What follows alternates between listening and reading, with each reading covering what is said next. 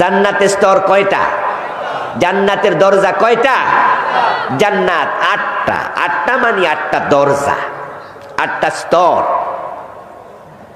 আচ্ছা, এখন জান্নাতুল ফেরদাউস হলো আটটার মাঝে সেরা। সব মানুষ কি জান্নাতুল ফেরদাউস পাবে নাকি? ও দোস্ত, জান্নাতের মাঝে সবচেয়ে ছোটটাও কেউ পাবে, তার বড়টা, তার বড়টা, তার বড়টা জান্নাতুল ফেরদাউস পাবে যারা। অন্য জান্নাতীরা আফসোস করে বলবে, যদি আমার আমল একটু বেশি হতো আমিও তো ফেরদাউসটা পাইতাম। হায়রে, কেন কিছু আমল বেশি করলাম না? কিছু আমল কেন বেশি করলাম না? এবার বলুন তো, জান্নাতুল ফেরদাউসে যারা যাবে সবার সম্মান, সবার ইজ্জত, সবার মর্তবা সেখানেও সমান হবে নাকি? নবী মুহাম্মদ থাকবে জান্নাতুল ফেরদাউসে, আবু বকর সিদ্দিকও জান্নাতুল ফেরদাউসে। দুইজনের জান্নাত একরকম হবে নাকি? আবার আবু বকর জান্নাতুল ফেরদাউসে, ওমরও জান্নাতুল ফেরদাউসে, আব্দুল কাদের জিলানী জান্নাতুল ফেরদাউসে, ইমাম আবু হানিফা জান্নাতুল ফেরদাউসে। আবু বকর যেটা পাবে ইমাম আবু হানিফা সেটা পাবে নাকি? সেখানেও পার্থক্য আছেই। জান্নাতীরা জান্নাতে গিয়ে আফসোস করবে, কেন একটু বেশি আমল করলাম না, একটু বেশি জিকির করলাম না, করলে তো আমার জান্নাতটা আরো উপরে চলে যেত। এবার বলুন তো, সেখানে আফসোস করে কোনো লাভ আছে নাকি? তাই সময় থাকতে এখনই আমল দরকার আছে না নাই?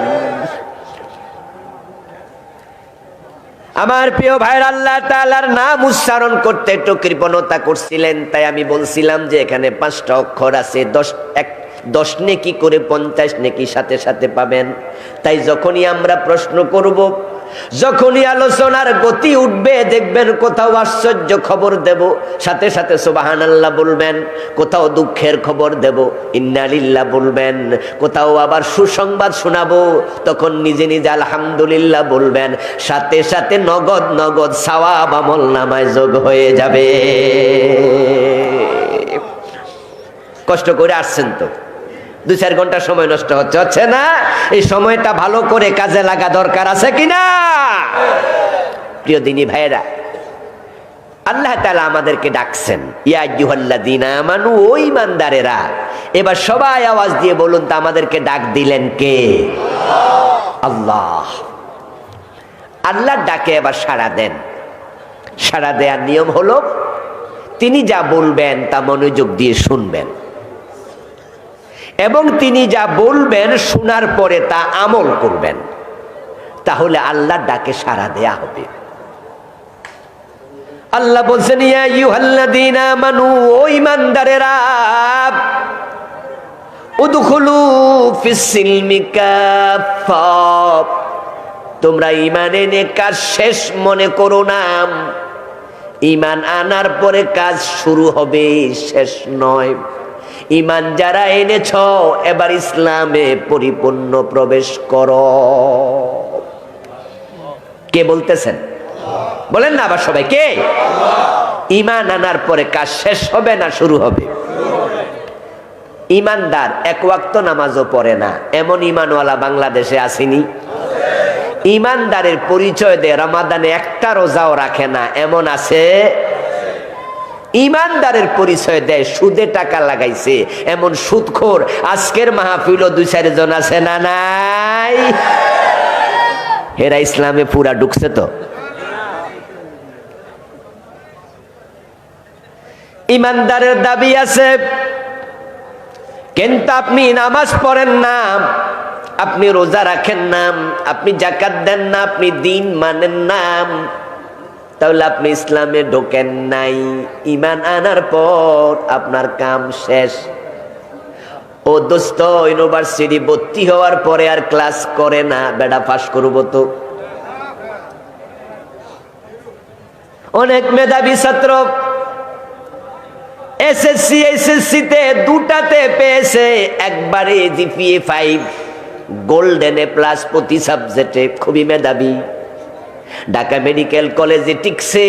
আপনি ভাবছেন বড় ডাক্তার হবে আমার এলাকার ছেলে, কিন্তু ভর্তি হওয়ার পর আর মেডিকেলে যায় না, ক্লাস করে না, ডাক্তার হবে নাকি? আল্লাহর জান্নাতে যাওয়ার জন্য আপনি কালেমা পড়লেন, আপনি নিজেকে মুসলিম দাবি করলেন, কিন্তু আপনি নামাজ পড়েন না। আপনি জান্নাতের স্বপ্ন দেখবেন, অথচ জান্নাত পাওয়া যাবে না। তাই তো প্রিয় নবীজি বলছেন, মান তারাকা সালাতাম মুতাআম্মিদান ফাকাদ কাফার। যে ব্যক্তি ইচ্ছা করে নামাজ ছেড়ে দেয়, লোকটা কাফের হয়ে যায়, তার ঈমানটাই থাকে না। ওই ইমানদারেরা ইসলামে পরিপূর্ণ প্রবেশ করো।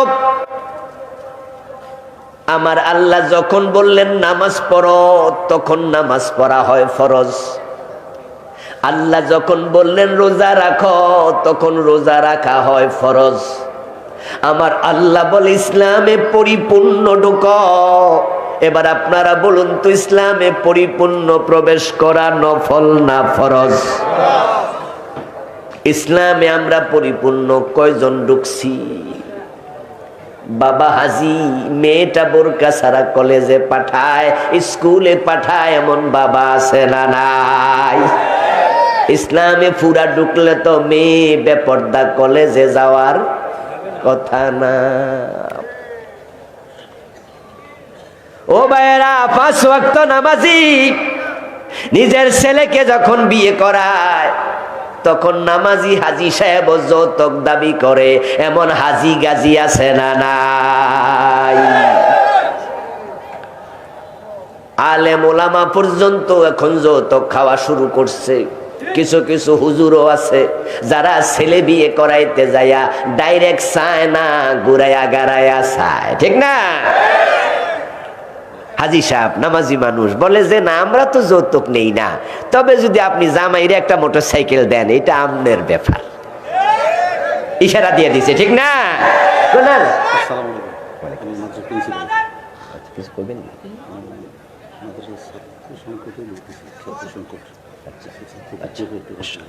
এগুলো আপনি আগে করেন না কেন? মাস নামাজের মাহফিলের মাঝখান দিয়ে আচ্ছা যান। আমার প্রিয় ভাইয়েরা, বসে পেঞ্জাবের জোরে সামনে দেন। আরে বড় হুজুর পিছিয়ে থাকেন। আমার প্রিয় ভাইয়েরা, কি জানি বলতেছিলাম, ও ইশারা দিছে। না না, আমরা তো যৌতুক খাই না, আমাদের ফ্যামিলিতে এগুলো নাই। তবে যদি আপনি একটা হেলিকপ্টার দেন, এটা আপনার ব্যাপার। রেলগাড়ি দিলে আরো ভালো, ঠিক না? ইশারা ইঙ্গিতে মেয়েরা আপনি নেকলেস দিবেন, এটা তো আর আমরা গায়ে দিব না, আপনার মাইয়া না গায়ে দিব। এরপর ঘর বানাইছি, এখনো রুম খালি আছে, যদি আপনি ফার্নিচার দেন, আপনার মাইয়া তো বইব, ঠিক না? যদি একটা বক্স খাট দেন, তাহলে ঘরের শোভা বর্ধন পাইব। এরপর আপনার ছেলে যদি আপনার জামাইয়ের হাতের মাঝে একটা 50,000 টাকার আংটি, 1 লক্ষ টাকার একটা ঘড়ি শ্বশুর পক্ষ দেয়, তাহলে দোকানে গেলে তো মানুষ আমনের প্রশংসা করব, আমি তো আর হাতে দিব না। এরপরে তবে আমরা যৌতুক নেই না। এই জাতীয় হারামি আছে না নাই? তুমি হাজি, যৌতুক চাচ্ছ, ইসলামে তুমিও পরিপূর্ণ প্রবেশ করো নাই। আমার বন্ধু, ইসলামে পরিপূর্ণ প্রবেশ করা ফরজ।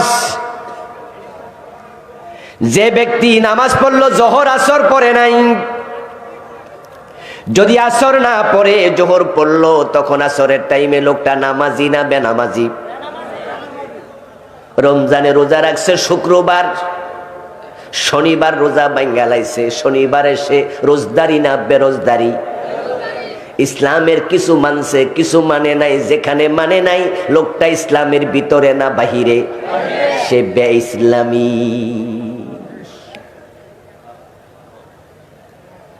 আপনি জোহর পড়েছেন সত্য, আসর পড়েন নাই, আসরের টাইমে আপনি নামাজি দাবি করতে পারবেন না। আপনি শুক্রবারে রোজা রেখেছেন, শনিবারে রাখেন নাই, শনিবার আপনি নিজেকে রোজাদার দাবি করার অধিকার নাই, আপনি মিথ্যুক। যদি শনিবারে রোজা বাইন্দ কোন যে আমি একজন রোজদার, তাহলে রোজা ভাঙছেন একটা অন্যায়, মিছা কথা কইছেন আরেকটা অন্যায়, আপনি মৃত্যু। তা আপনি নিজকে মুসলিম বললেন, অথচ ইসলামের এ জায়গায় আছেন, ওই জায়গায় আপনি নাই। মুসলিম শব্দের অর্থ তো হলো আত্মসমর্পণ করা, আত্মসমর্পণকারী। ইসলাম মানে আত্মসমর্পণ করা। যে ব্যক্তি আল্লাহর কাছে নিজেকে সঁপে দেয় সে আল্লাহর কথার বাহিরে চলার অধিকার তার আর নাই। আপনি ইসলামের কিছু মানবেন কিছু মানবেন না, এই চিন্তা যদি সজ্ঞানে আপনি করেন, বুঝে শুনে করেন, তাহলে আসলে আপনি ইসলামের ভিতরে ঢুকলেনই না, আপনার ঈমানই নাই। বাংলাদেশে অধিকাংশ মানুষই আসলে মুসলমান না, অধিকাংশ লোক মুমিন না, অধিকাংশ কাফের এবং মুশরিক। তারা বোঝে না, কারণ সে ভাবছে আমি তো নামাজে গেছি ফজরে জোহরে আসরে, আমি কেমনে মুশরিক, আমি কেমনে কাফের। قال رسول الله صلى الله عليه وسلم يأتي على الناس زمان يجتمعون في المساجد ليس فيهم مؤمن। নবীজি সাল্লাল্লাহু আলাইহি ওয়াসাল্লাম বলেছেন এমন একটি জামানা আসবে যে জামানার মানুষগুলো মসজিদে জামাতের সাথে নামাজ পড়বে, একটাও মুমিন নয়, ঈমান একটারও থাকবে না। ও দোস্ত, আপনি ভাবছেন কেমনে আমি কাফের হব? কাদিয়ানি যেমনে হয়েছে। কাদিয়ানি কি নামাজ পড়ে না? বলে না কেন ভাইরা কথা? কাদিয়ানি রোজা রাখে না, দাড়ি টুপি নাই, পায়জামা পাঞ্জাবি পরে না, মেসওয়াক পাগড়ি পরে না। কাদিয়ানির মসজিদের মুয়াজ্জিন আশহাদু আল্লা ইলাহা ইল্লাল্লাহ এই আযান দেয় না, আশহাদু আন্না মুহাম্মাদার রাসূলুল্লাহ বলে না। তো কালেমা পড়লে যদি মুমিন হয়, কাদিয়ানির মুয়াজ্জিন তো দিনে 5 বার কালেমার আযানই দেয়, হেরে কাফের কোন কোন ফতুয়া?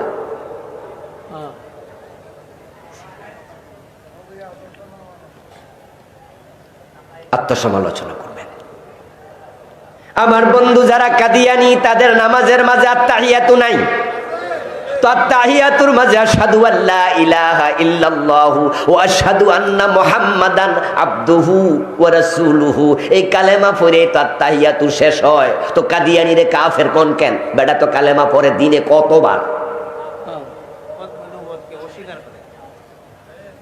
ও দোস্ত, প্রবলেমটা এক জায়গায়, ইসলামে পুরা ঢোকা লাগে, অর্ধেকটা মুসলমান থাকা যায় না। সুযোগ নাই, সুযোগ নাই। মা কানা লিমুমিনিন ওয়ালা মুমিনাতিন ইযা কাদাল্লাহু ওয়া রাসূলুহু আমরা আন ইয়াকুনা লাহুমুল খিয়ারাতু মিন আমরিহিম। আমার রব কুরআন মাজিদে বলতেছেন, যখনই তুমি কালেমা পড়ে মুমিন হয়ে যাবে, তুমি নারী হওয়ার পুরুষ হও, কালেমা পড়ার পরে আল্লাহ রাসূল যা বলবেন তা অমান্য করবা দূরের কথা, মানবো কি মানবো না এই চিন্তা করার অধিকারও তোমার আর থাকবে না। আত্মসমর্পণকারী হয় মুসলিম। তুমি আত্মসমর্পণকারী হওয়ার পরে, মুমিন হওয়ার পরে মানবা না, সেটা তো বহু দূরের কথা, মানবো কিনা এই চিন্তা করতে পারবা না। কে বলতেছে? জোরে বলেন, কে বলতেছে? তাহলে কি বলতে হবে? এটাও কোরআনে আল্লাহ বলছে, আইয়াকুলু সামি'না ওয়া আতানা। যারা মুমিন হবে, মুসলিম হবে, তারা শুধু একটা কথা বলবে, শুনলাম এবং মানলাম। ভালো লাগলেও মানতে হবে, ভালো না লাগলেও মানতে হবে। ওযু করে নামাজ পড়ো, পানি যদি থাকে, ঠান্ডা পানি হলে ওযু করা লাগবে, ঠিক কি না? পানি ঠান্ডা, তাই ওযু ছাড়া নামাজ হইব? চলবে না। সব আল্লাহ বলছে করো। পানি ইউজেবল না, তাহলে তায়াম্মুম করো। কিন্তু তোমার মন মতো ওযু ছাড়া অপবিত্র অবস্থায় নামাজ পড়ো না, আল্লাহ নেয় না। আল্লাহ বলে, আমি যা বলি আমার কথার সাথে দ্বিমত করলে ঈমান। আমরা তো সুদ খাইয়াও মুসলমান, ঘুষ খাইয়াও মুসলমান, জুয়া খেললেও মুসলমান, মদ খাইয়াও মুসলমান। এই বাংলাদেশ 54 বছর চলতেছে। এই 54 বছরে যারা দেশ চালাইছে তারা আল্লাহর আইনের প্রতি বৃদ্ধাঙ্গুল দেখাচ্ছে, তারাও মুসলমান দাবি করছে। হাসানুল কিনুর মতো লোক, রাশেদ খান মেননের মতো লোক, এই বেটাও নামের আগে আলহাজ লেখে। সরকারি টাকায় 2 জন হজ করতে গেছে। যদি আল্লাহ তাআলার দিনের 24 ঘন্টা বক্তৃতা দেওয়ার সময় দেয়া হতো, 24 ঘন্টায় সুযোগ পাইলে ইসলামের বিরুদ্ধে বলতো। এত জালেম ওই দুটা। অথচ হজ করার জন্য মক্কায় যখন গেছে, ইহরামের কাপড় যখন পরে তখন তালবিয়া পড়ছে কি? লাব্বাইক আল্লাহুম্মা লাব্বাইক। বাংলা অর্থ কি? আল্লাহ আমি হাজির। আল্লাহ কয় কেডা রে? কেডা হাজির হইছে রে? তারপরে যখন হে বেড়া মিনায় যাইয়া শয়তানরে পাথর মারছে, আমি নিশ্চিত শয়তান সেদিন কানছে আর আফসোস করে বলছে, তুইও মারলি? বাইরে বাইরে মারে, তুই না আমার ছোট ভাই। আরেকজন কয়ে বড় ভাই বলে, শয়তান এসে আরো বড়। আমার ভাইয়েরা, ইসলাম আপনি কিছু মানছেন কিছু মানছেন না, অথচ আল্লাহর কোরআনের বক্তব্য শুনুন। রাসূলুল্লাহ সাল্লাল্লাহু আলাইহি সাল্লাম হিজরত করে মদিনায় গেলেন। মদিনার সাহাবাদেরকে বলা হয় আনসার, আর মক্কার সাহাবীদেরকে বলা হয় মুহাজির। যারা হিজরত করেছেন তাদের তো ঘর নাই, বাড়ি নাই, থাকার কোনো জায়গা নাই, খাওয়ার খাবারটাও নাই, একবারে এক কাপড়ে দিনহীন বেশে তারা হিজরত করেছে, ঘর বাড়ি সব ছেড়ে দিয়ে মদিনায় গেল। মদিনার সাহাবারা তাদেরকে সহযোগিতা করলো। মুহাজিররা তারা আশ্রয় পেল আনসারদের কাছে। আনসারদের মাঝে একজন ব্যক্তির নাম হাদিসে আসেনি, তবে মুহাজিরের নামটা আছে, ওনার নাম জুবাইর ইবনুল আওয়াম, আর ওটা আছে ফুলানুম মিনাল আনসার, আনসারদের এক ব্যক্তি। উনাদের ক্ষেত ছিল পাশাপাশি, খেজুর গাছে পানি দেবেন, নালা নেমেছে উপর থেকে নিচের দিকে। উপরের জমিটা ছিল জুবাইর ইবনুল আওয়াম, রাসূলুল্লাহ ফুফাতো ভাই। আনসারী সাহাবী গিয়ে বলছে, জুবাইর, মদিনার আমরা মালিক, আমরা অধিবাসী, আমরা স্থানীয় লোক, এর জন্য মদিনার জমিনে আমাদের অধিকার বেশি। তুমি খেতে পরে পানি দিও, পানিটা আমি আগে দেই। হযরত জুবাইর ইবনুল আওয়াম বলতেছো, আনসার সাহাবী, তোমার অধিকার বেশি তা ঠিক, তবে নালার পাশে আমার ক্ষেত, তোমারটা আর একটু পরে, সুতরাং যে সামনে তার অধিকার বেশি। তুমি মসজিদে নামাজ পড়তে যখন ঢোকো, তাহলে সামনের কাতারে কে বসে? আগে যে ঢোকে, ঠিক না? আলাউ বলু পালাউ বল। মসজিদে যদি এলাকার রিক্সাওয়ালাও ঢোকে, ভিক্ষুকও ঢোকে, সে আগের কাতারে বসার অধিকার আছে না নাই? এলাকার চেয়ারম্যান কি পরে ঢুইকা তারে টান দিয়া পিছনে আনতে পারবে? এই অধিকার ইসলামে আছে। আল্লাহর ইসলাম কত সুন্দর, কত সুন্দর। আলাউবালু পালাউবাল, সামনে যে সিরিয়ালে শুরুতে সে, আমার ক্ষেত নালার পাশে, তোমারটা পরে, তাই পানি আমি আগে দেব, তুমি নয়। তখন সে আনসার সাহাবী এটা মানতে রাজি না, সে বলে না, আমার এলাকা আমি আগে দেব। এর মাঝে দুজন দেখে রাসূলুল্লাহ হেঁটে যাচ্ছেন পাশ দিয়া, তখন দুজন রাসূলের কাছে গেলেন এবং এই মামলার নিষ্পত্তি চাইলেন, ফয়সালা চাইলেন। রাসূলুল্লাহ সাল্লাল্লাহু আলাইহি ওয়াসাল্লাম আসলেন, সরজমিন প্রদর্শন করলেন, তারপর দেখে তিনি বললেন, ইসকিয়া জুবাইর সুম্মা আরসিলিল মাআ ইলা জারিকা। রাসূল এবার ফয়সালা দিলেন, ও জুবাইর, তোমার ক্ষেত আগে, তুমি পানি আগে দাও, তারপরে তোমার পানি দেয়া শেষ হলে প্রতিবেশীর দিকে পানিটা ছেড়ে দাও। রাসূল যখন এই ফয়সালা দিলেন, তখন আনসারী সাহাবী বলছে, আ ইবনু আম্মিকা ইয়া রাসূলুল্লাহ, হুজুর আপনার ফুফাতো ভাই লাগে তো, বুঝছি আমি।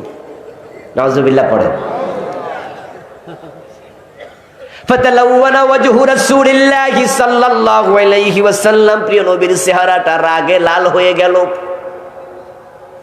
আমি নবী, তুমি মুসলমান, তুমি এই মন্তব্য কেমনে করলা? আমি বুঝি ফুফাতো ভাইয়ের টান টানছি।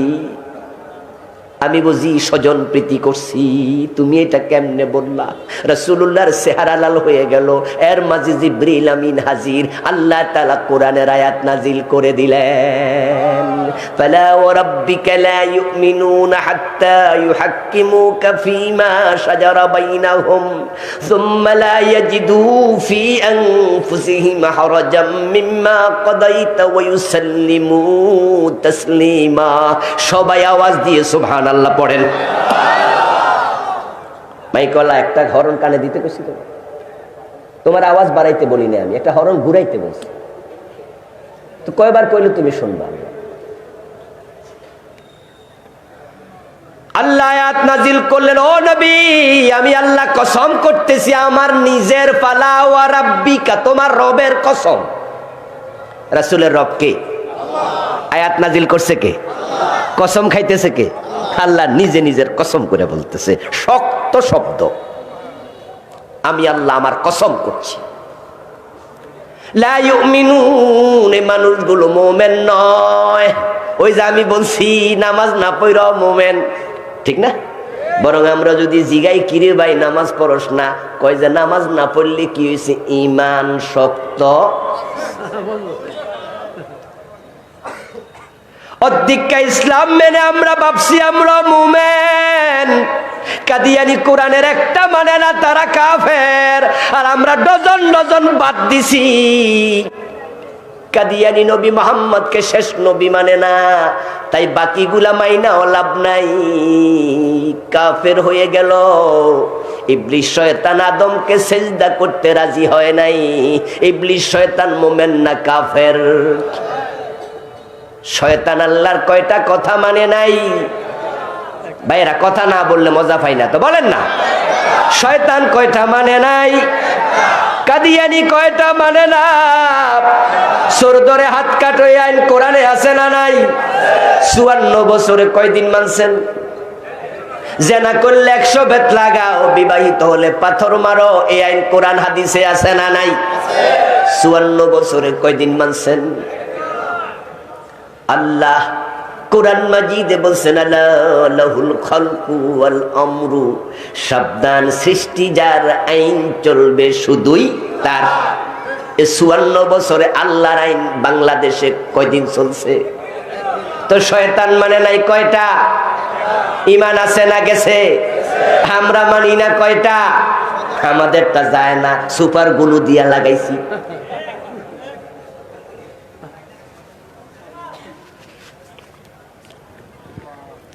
আল্লাহ সাহাবীর ব্যাপারে আয়াত নাজিল করছে, ফালা ওয়া রাব্বিকা লা ইউমিনুন, ও নবী তোমার রবের কসম ওরা মুমিন নয়। কি শব্দ রে ভাই? মুমিন নয়। হাত্তা ইউহাক্কিমুকা ফীমা শাজারা বাইনাহুম, ততক্ষণ পর্যন্ত যতক্ষণ পর্যন্ত তাদের সব ব্যাপারে তোমাকে হাকিম না বানাবে, তুমি নবী মুহাম্মদ যা বলো তা মানতে রাজি হবে না, তারা মুমিন হতে পারবে না। এখন রাসূলুল্লাহ বলছেন, আমার মেয়ে ফাতেমা চুরি করলে আমি তার হাত কাটবো, এমন হাদিস আছে না নাই? রাসূল যদি বাংলাদেশে থাকতেন চোরদের হাত কাটতেন কিনা? তো 54 বছর আমাদের নেতারা তো একজনের হাতও কাটলো না। তো রাসূলের কথা না মানলে মুমিন থাকে কেমনে? জোর কইরা থাকবো, অসুবিধা কি? আমরা কাদিয়ানীদেরকে বলছি না কাদিয়ানীরা কাফের। আচ্ছা, কাদিয়ানীরা কি আমাদের ফতুয়া নিছে? এরা কি তাওবা কইরা সব ভালো হয়ে গেছে? বরং হেরা হেরা জায়গাত আছে।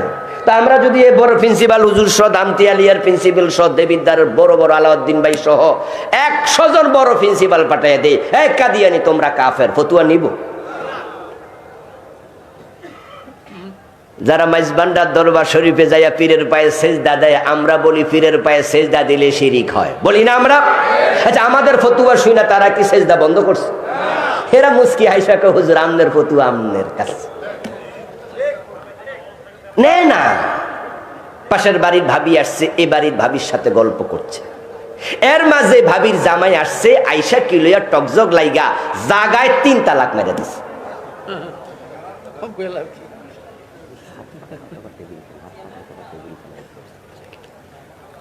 জাগায় যখন 3 তালাক দিয়ে দিছে, এই গড়ের ভাবি যারে তালাক দিছে হে ফান সাবাইতাছে আর হাসতাছে।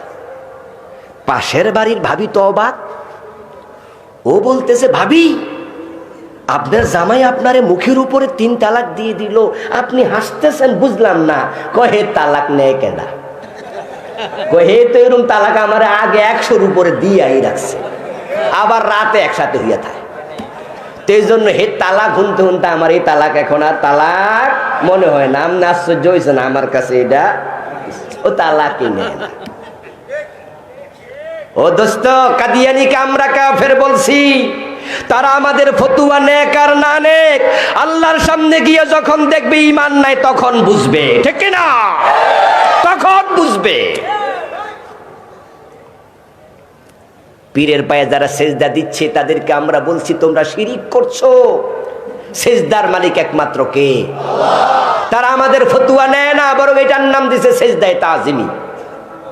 উল্টা পাল্টা কথা বলে তারা পীরের পায়ে সেজদা চালাচ্ছে, আখেরাতে গিয়ে বুঝবে তখন ধরা খাবে, ঠিক কি না?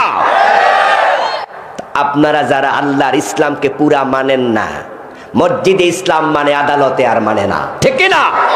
নামাজে ইসলাম মানে দেশ চালাইতে গেলে সংসদে আর মানে না। মসজিদের হুজুর যদি মাগরিবের নামাজ 2 রাকাত পরে সালাম ফিরাইয়া ফেলে, আমরা কি সালাম ফিরাবো না লোকমা দেব? কারণ রাসূল আমাদের আদর্শ, তিনি আমাদের একমাত্র অনুকরণীয়, অনুসরণীয়। উনি নামাজ পড়ছে যেভাবে, আমরা পড়ব সেভাবে। তাই যদি আমার বাবা ইমাম হয়, আমি মুক্তাদি হই, বাবা 2 রাকাত পরে সালাম ফিরায়, ছেলে হিসাবে আমি বাবাকে ছাড় দেব না। আমার বন্ধু, আমি রাসূল ছাড়া কাউকে অনুসরণ করে নামাজ পড়ি না। এবার বাংলাদেশে যারা বিএনপির লোক আছে, আওয়ামী লীগের লোক আছে, জাতীয় পার্টির লোক আছে, নেজামে ইসলামের লোক আছে, হেফাজতে ইসলাম, জামাত ইসলাম আছে, তারা কি মসজিদে রাসূল মানে না? না আমি একা মানি? সবাই মানে না। কিন্তু এবার এই নেতারা সংসদে গেলে রাসূল যেমনে দেশ চালাইছে এমনে চালাইতে রাজি কেন হয় না? তাহলে ইসলাম এক জায়গায় মানে, আরেক জায়গায় মানে না। সুবিধাবাদ জিন্দাবাদে মোমেন হওয়া যায় না।